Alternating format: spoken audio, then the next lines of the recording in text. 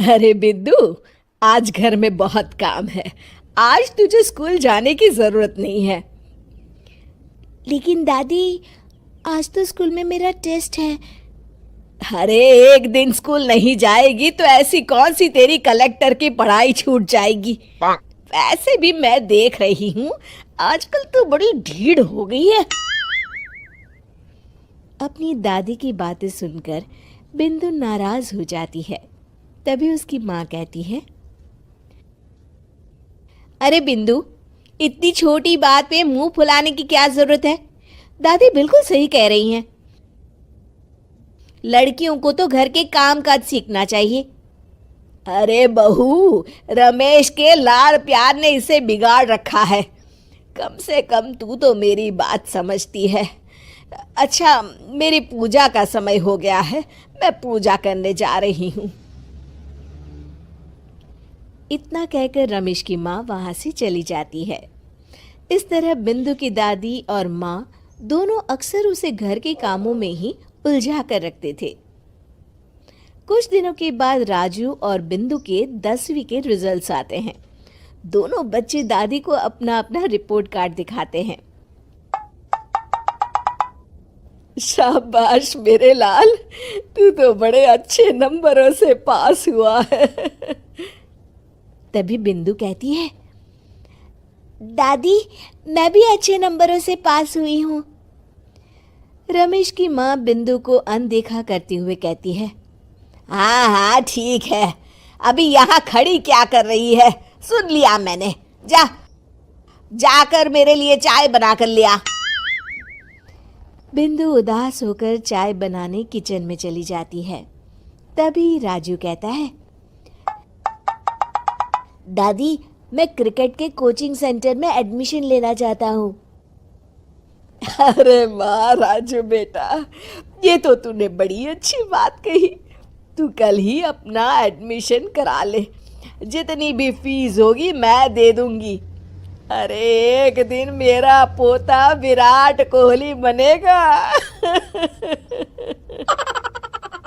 इस तरह अक्सर रमेश की माँ अपनी पोती बिंदु के साथ दुर्व्यवहार करती थी। कुछ दिनों के बाद रमेश की माँ और उसकी पत्नी दोनों सास बहू मिलकर राजू का एडमिशन अच्छे स्कूल में करवा देते हैं, लेकिन बिंदु का एडमिशन नहीं करवाते।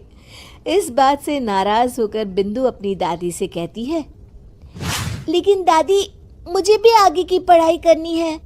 अरे क्या करेगी आगे की पढ़ाई लिखाई करके हैं? आज से ये पढ़ाई का भूत अपने दिमाग से उतार दे। इतना कहकर रमेश की माँ वहाँ से चली जाती है। उस दिन के बाद से बिंदु की पढ़ाई हमेशा के लिए छूट जाती है और उसकी दादी उससे घर के सारे काम करवाना शुरू कर देती है। इस तरह उसका सारा दिन घर के कामों में ही बीत जाता था। कुछ दिन बीत जाते हैं और एक दिन रमेश छुट्टियों पर घर आता है। बिंदु को घर के काम करते हुए देख उससे कहता है, अरे बिंदु बेटा, तुम स्कूल नहीं गई? पिताजी, दादी ने मेरा एडमिशन कराने से मना कर दिया है। वे कहती हैं घर पे रहकर घर के काम करना सीख। अपनी माँ का ये बर्ताव देख रमेश को बहुत गुस्सा आता है और वो अपनी माँ से कहता है, माँ, ये तुमने क्या किया?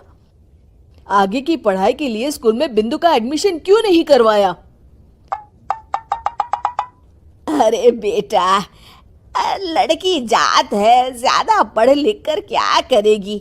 वैसे भी शादी के बाद तो इसे घर के ही काम करने हैं ना। तुम किस जमाने में जी रही हो माँ?